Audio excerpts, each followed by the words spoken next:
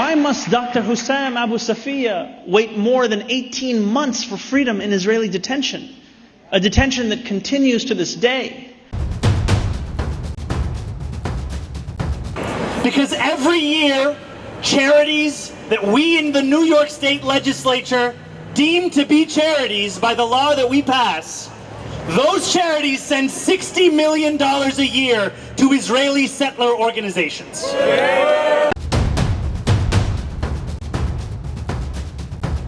Hello, my name is Stanley Heller. Welcome to the Struggle Video News.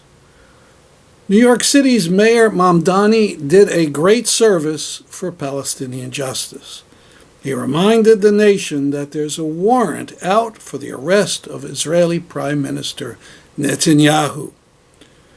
Mamdani said he was looking to see if New York authorities could enforce it. New York City Mayor Zohran Mamdani has announced that he does not have legal authority to arrest Israeli Prime Minister Benjamin Netanyahu when he arrives in New York to attend the UN General Assembly in September. But Mamdani is urging federal authorities to enforce the ICC arrest warrant for the Israeli leader. On Tuesday, Mamdani released a short video that has since gone viral with over 80 million views on X. Benjamin Netanyahu is a war criminal, the architect of a horrific genocide against the Palestinian people. He is responsible for the killing of more than 73,000 people, for the maiming of tens of thousands of children as those who survive undergo amputation without anesthesia, for the targeting of neonatal hospitals and maternity care centers, denying newborns even the chance to live, for the countless people he starved as he blocked food and humanitarian aid from reaching them, for the gunning down of hundreds of aid workers and journalists. And just last month, the UN confirmed that Palestinian children continue to be deliberately targeted and killed by Israeli armed forces. That's just a portion of his remarks. Less well known are the words he said a few days earlier, calling for the release of Dr. Hussam Abu Safiya, the kidnapped physician. He spoke at an event honoring the late South African leader, Nelson Mandela. Why must we wait until 1,000 more parents bury their children? Until even more lose their limbs, their homes, their futures to come together and insist upon Palestinian freedom?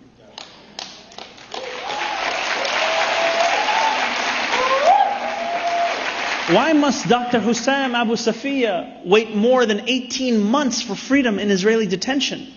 A detention that continues to this day, after the world watched him be kidnapped as he left his hospital, watched as he was wasting away in prison.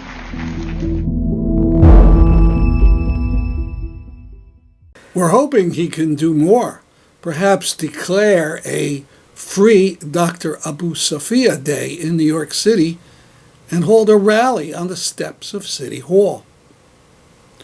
Palestinian poet Muhammad El-Kurd was a bit critical of Mamdani. El-Kurd said it was obvious that New York could not arrest Netanyahu.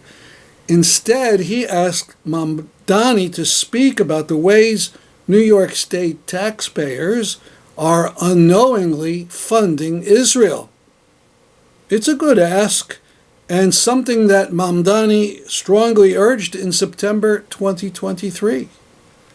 Here's TSVN video of him speaking at a Jewish Voice for Peace rally that month. We have to combat it at the same level. And we know as New Yorkers that it's not just a fight going on in D.C. As Sumaya said, it's a fight going on right here in our state.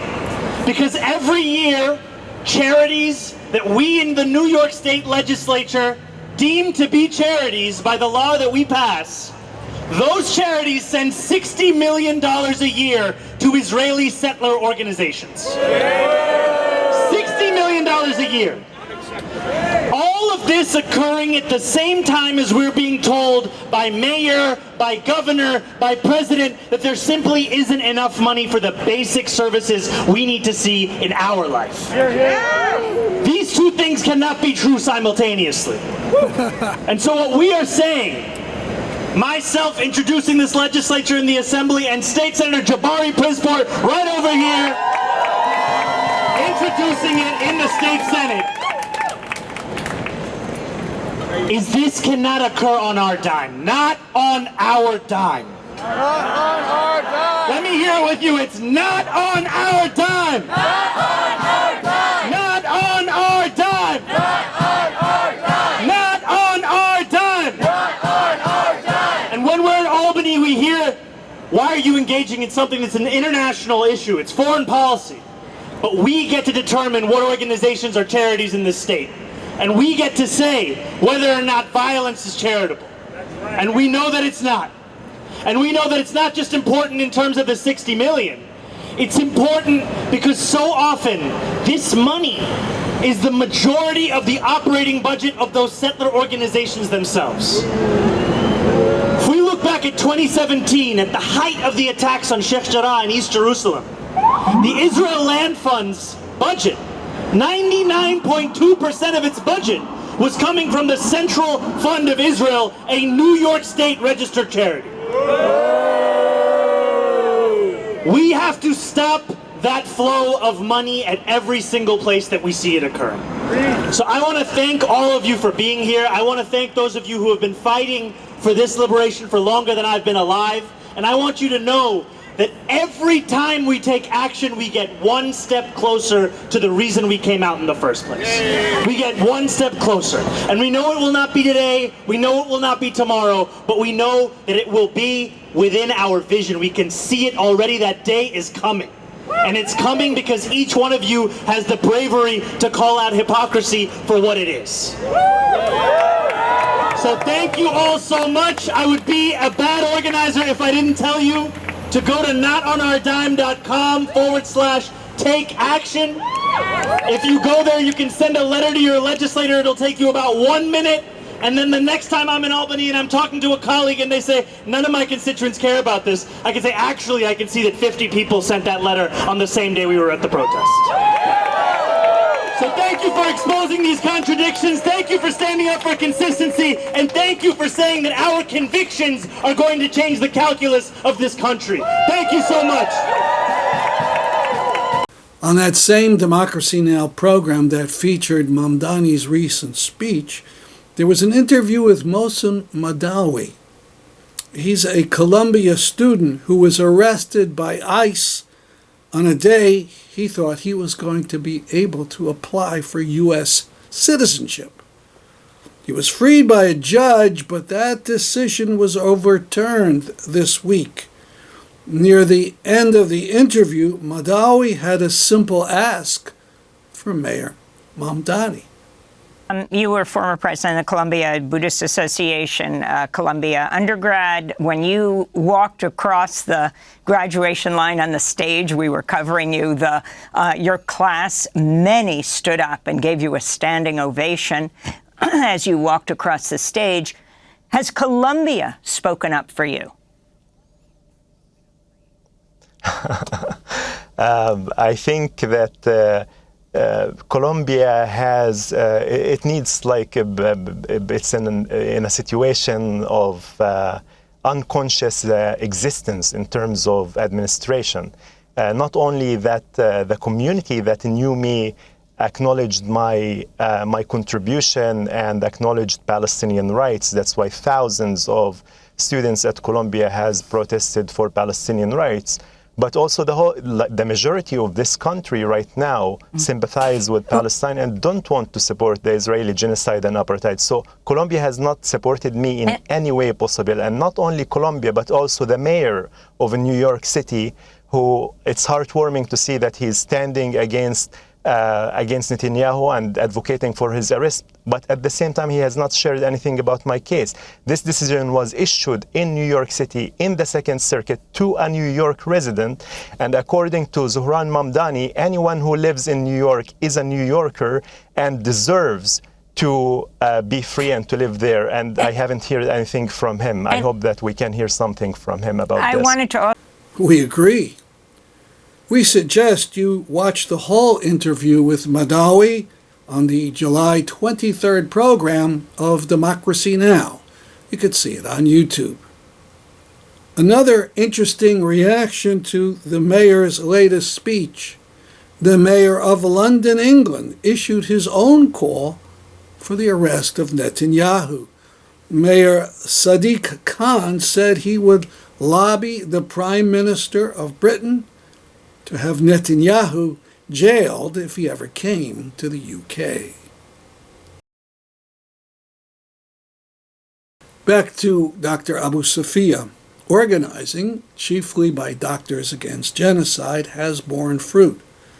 4,000 doctors from around the world has called on the World Medical Association to speak out and to demand an end to the doctor's torture and to call for his freedom.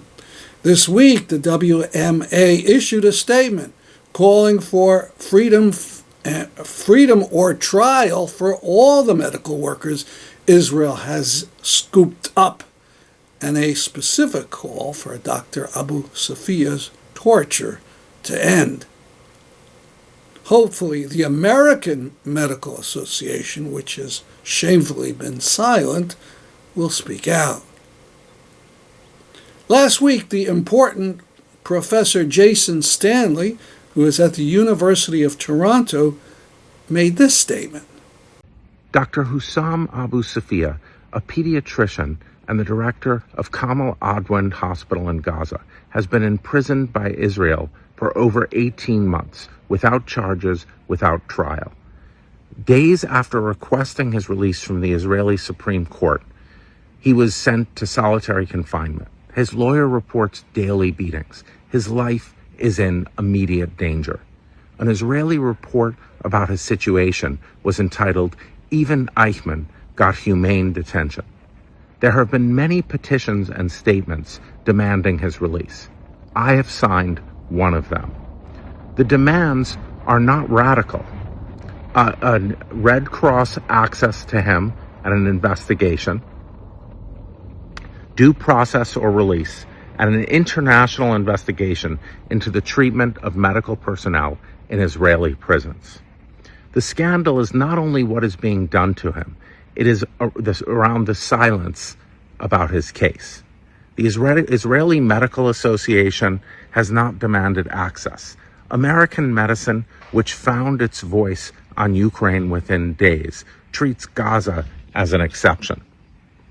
The protection of medical personnel cannot be selective. This has to change. Physicians should be rewarded for treating their patients and not tortured and imprisoned, even if they are Palestinian. Just recently, the Connecticut-based campaign to free Dr. Abu Safiya has allowed groups to sign the open letter in his favor. 2 units of auto worker union members have endorsed the letter calling for Dr. Abu Safiya's freedom. Hopefully, many other union groups will join in. This from a rally for the doctor in New York City. We are here today as part of the global call for action and solidarity with Dr. Hussam Abu Safiya, a Palestinian healthcare worker who is imprisoned by Israel. We are here to call for his immediate release and for the immediate release of all Palestinian healthcare workers imprisoned by Israel. We are also here to call for the end of U.S. funding to Israel. I've been asked to speak on behalf of New York City Jewish elders at this global hour of action to demand the release of Palestinian pediatrician Dr. Hussam Abu Safiya from Israeli detention and torture. Jewish Elders, New York City Jewish Elders is an affiliate of Jewish Voice for Peace. We are yelders and elders who carry on the radical left working class Jewish tradition of fighting against racism, apartheid, war, gender inequality, economic exploitation, and Zionist settler colonialism in Israel-Palestine. Some of us are survivors of or are descendants of victims and survivors of one genocide. We'll do everything in our power to break the chain from Washington, D.C. to Tel Aviv that enables that system to continue. Definitely not in our name. Thank you. 26 people of good conscience around the world are mobilizing as we heed the call of our healthcare colleagues in Palestine that continue to resist genocide. Their demand is to release their colleagues that are detained for refusing to abandon their oath. My name is Dania Khalad. I'm a member of Doctors Against Genocide, a global coalition of healthcare workers that are united with one common goal: to prevent genocide and advocate for real policy change. A central part of our mission at DAG is education through our weekly webinars, where voices of those surviving and resisting the worst of man-made atrocities are always centered. Because once we know, we have a duty to act. As the world has come to learn, the most powerful media apparatus is used to silence the Palestinian people, which is why being able to provide a platform for those resisting the worst of what mankind is capable of has been vital to our work. On December 1st, 2024, we had the honor of hosting Dr. Hussam Abu Safiya. He was provided the space to speak, to scream, and to advocate for his people. After a few appearances and our failure to heed his call, he was taken captive just 27 days later. We gather here today to save his life and the lives of the rest of the healthcare colleagues who remain in Israeli torture dungeons, who are just as worthy as saving. We need them free and back in their clinics and their hospitals so they can help rebuild Gaza. To some of the children of our colleagues, Ilyas, Idris, Muhammad, Tasneem, and Bashar, we hear you and we see you. To our Dagsters that have been hard at work, a heartfelt thank you for all the calls, for all the emails, for all the petitions, for every flyer handed out, for every vigil, and for every action, and for every demonstration. We see you. My name is Brenna Molden. I worked as an emergency physician in Gaza in March and April of 2025. I was there during the first false ceasefire, in which we continued to treat civilian families who were murdered by Israeli airstrikes. On March 18th, we were awakened at 2 a.m. by the most intense bombing, as Israel broke the ceasefire to continue its genocide. Intent on killing as many people as possible and rendering basic living conditions utterly unbearable for those who remain. Every single patient I treated was a civilian. Dozens upon dozens of children just blown apart. Those who survived lost their mothers, their fathers, their entire families, their whole world. Through all of this, my Palestinian healthcare worker colleagues demonstrated something for which I have no adjective to describe, because it goes beyond compassion, beyond skillful dedication, beyond courage. Jamal received emergency news to evacuate his family from their home in the north while he was at work with me in central Gaza. Large areas were placed under evacuation orders without warning, and then you never knew if the Israeli military would start bombing a few hours or a few minutes later.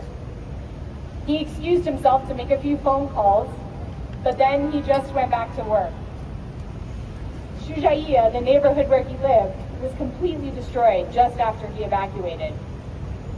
My friend Nasser works 24-hour shifts in the emergency department and then holds an informal clinic in the tent camp to which he and his entire family were displaced when his home was destroyed. I don't think he ever rests.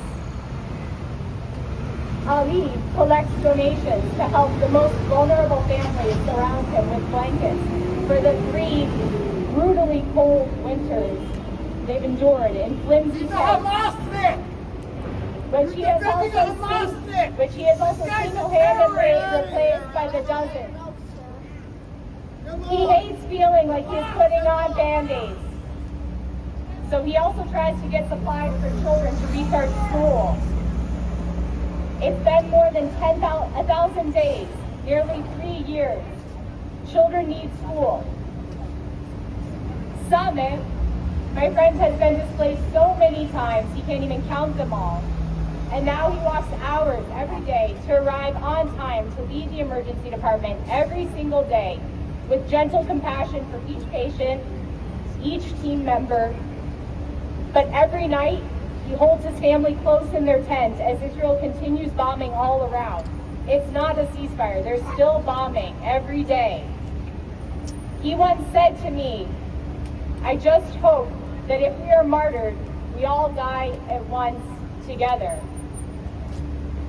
Every day, they continue doing whatever they can for people around them. Our Palestinian brothers and sisters never stop, so we can never stop. Because our Palestinian colleagues, and because of us, nearly everyone sees this genocide for what it is. Maybe the tide is changing, but not fast enough, and we can't let up. We can't let people forget.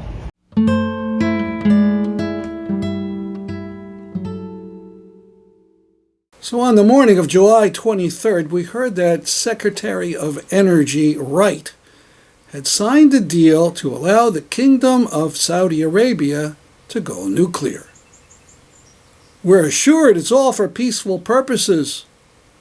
The president will allow the Westinghouse Company to build 2 nuclear reactors in the kingdom, and in 2 years will permit Saudi Arabia to enrich uranium. No inspections will be required. Let me say that again. No inspections will be required, since Saudi Arabia is such an upstanding government. Let's all agree to forget the gruesome murder of Washington Post journalist Khashoggi and the kingdom's unprovoked war on Yemen. Money will be made, and surely that's the only thing that's important. Now, why would Saudi Arabia need nuclear reactors? It's sitting on a huge store of oil, one of the biggest on Earth, and its immense dry areas, hot areas, are perfect for solar. Why would it need nuclear reactors? Can you guess? Bingo. You got it. Nuclear bombs. It is a bit confusing. Supposedly, we're at war with Iran because we don't want an undemocratic and vicious government to have nuclear weapons. So why would we want Saudi Arabia, which is an absolute monarchy with a bloody record, to go nuclear? It's enough to give hypocrisy a bad name. By the way, by midday, Trump had pulled back and said Saudi Arabia would only get this sweet deal if it recognized Israel. You recall, United Auto Workers determined to sell off its Israel bonds. Here, teachers in California are calling for their union's pension fund to dump the Israel bonds. Free Palestine! Free, free Palestine! Free, free Palestine! Free, free Palestine! Good morning, my name is Christina. I'm an organizer with the Palestinian Youth Movement and CalSTRS Divest. Thank you, I'm also a teacher. I've been a teacher for 11 years. And we are here in front of the Westin Hotel where the CalSTRS board members are gathering for the end of their summer board meeting. We're also in front of, very close to the SFO airport. We are in the Bay Area, which is the home of some of the best organizers in the country. We shut down the SFO for Gaza. We shut down the Golden Gate Bridge for Gaza. We shut down the Bay Bridge for Gaza. We have shut down the offices of legislators. We have shut down streets and business centers for Gaza for the last couple of years, and now we're here to make it known that we're not going to allow the CalSTRS board to come to our organizing home and get away with it. We've been organizing for over 2 years on this campaign when we found out that over $2.8 billion of the teachers' pension fund is invested in war and genocide. The Israeli paper Haaretz had a fine article about Dr. Ezzideen Shehab. He's a Gaza doctor who was out of Gaza for 9 years getting his college and medical training. He was afraid to come home, not knowing if the Israelis would ever allow him to leave. He came back to Gaza October 4th of 2023, and he's not been able to leave since. So he treats people amid the genocide. I've read his writings on his Twitter feed, and they are amazing. Such eloquence amid pain. His feed is As in Gaza. I urge you to read him. And some videos around the World Cup, starting with the Egyptian coach who very deliberately supported Palestine.